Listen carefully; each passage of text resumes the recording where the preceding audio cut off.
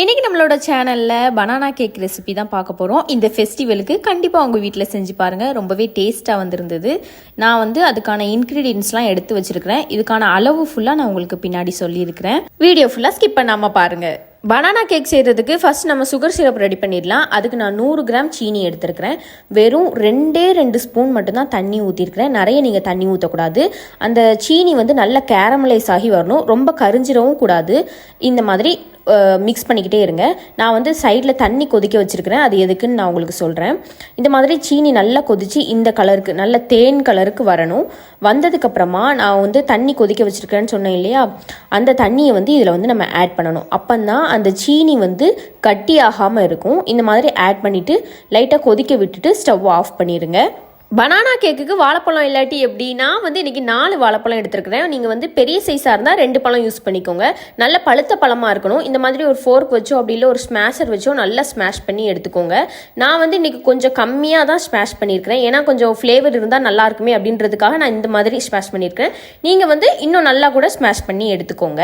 இந்த மாதிரி ரெடி பண்ண வாழைப்பழத்தை எல்லாத்தையும் நான் ஒரு பவுலுக்கு ட்ரான்ஸ்ஃபர் பண்ணிக்கிட்டேன். நான் இன்றைக்கி 2 முட்டை எடுத்துருக்கிறேன். முட்டைக்கு பதிலாக தயிர் ஆட் பண்ணலாமா அப்படின்றது எனக்கு தெரியல. நான் இது வரைக்கும் தயிர் ஆட் பண்ணி பண்ணதில்லை. நான் உங்களுக்கு தயிர் ஆட் பண்ணி நல்லா வந்திருந்ததுன்னா அதையும் ஒரு ரெசிபியாக நான் உங்களுக்கு அப்லோட் பண்ணுறேன். கேக்குக்கு தேவையான இனிப்பு நம்ம ஆட் பண்ணிடலாம். நான் எனக்கு 60 கிராம் சீனி தான் போட்டிருக்கிறேன். ஏன்னா நம்ம ஆல்ரெடி சுகர் சிரப் வேறு ரெடி பண்ணி வச்சுருக்கிறோம். அதனால 60 கிராம் சீனி போட்டிருக்கேன். அடுத்து மெல்ட் பண்ண பட்டர் 50 கிராம் மெல்ட் பண்ண பட்டர் ஆட் பண்ணியிருக்கிறேன். அடுத்து 1 ஸ்பூன் வெனிலா எக்ஸ்ட்ராக்ட் ஊற்றிருக்கிறேன். அடுத்து நம்ம இதோட ரெடி பண்ணி வச்சுருக்கிற சுகர் சிரப் அதையும் உள்ளே ஆட் பண்ணிடலாம். ஆட் பண்ணிவிட்டு நல்லா மிக்ஸ் பண்ணிக்கோங்க.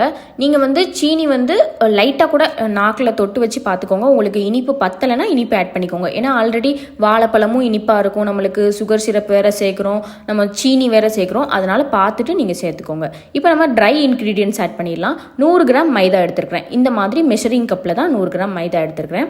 அடுத்து 1/2 டீஸ்பூன் பேக்கிங் பவுடர், அப்புறம் 1/2 டீஸ்பூன் பேக்கிங் சோடா, அடுத்து 1/2 டீஸ்பூன் உப்பு, இதெல்லாம் ஆட் பண்ணிவிட்டு நல்லா மிக்ஸ் பண்ணிக்கோங்க. நம்ம போட்ட எல்லா இன்க்ரீடியன்ஸுமே நல்லா ஒன்றோட ஒன்று நல்லா மிக்ஸ் ஆகிற அளவுக்கு நல்லா மிக்ஸ் பண்ணி எடுத்துக்கோங்க.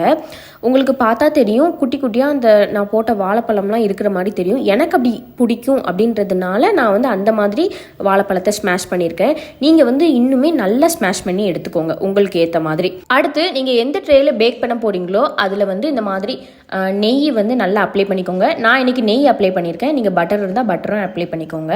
அடுத்து நம்ம ரெடி பண்ணி வச்சுருக்கிற மாவை இதோடு சேர்த்துட்டு நல்லா ஒரு வாட்டி தட்டிக்கோங்க. அப்போ தான் எந்தவித ஏர் பபிள்ஸ் எதுவுமே இருக்காது. நான் இன்றைக்கி குக்கரில் தான் பண்ணியிருக்கிறேன். குக்கரை இந்த மாதிரி ஒரு ஸ்டாண்ட் வச்சுட்டு அப்புறம் நம்ம பெல்ட்டையும் ரிமூவ் பண்ணிடணும், விசிலையும் எடுத்துகிட்டு ஒரு 10 நிமிஷம் நல்லா ஹீட் பண்ணி எடுத்துக்கோங்க. ப்ரீ ஹீட் பண்ணி எடுத்துக்கோங்க. அவனை ப்ரீ ஹீட் பண்ணுவோம் இல்லையா, அதே மாதிரி தான்.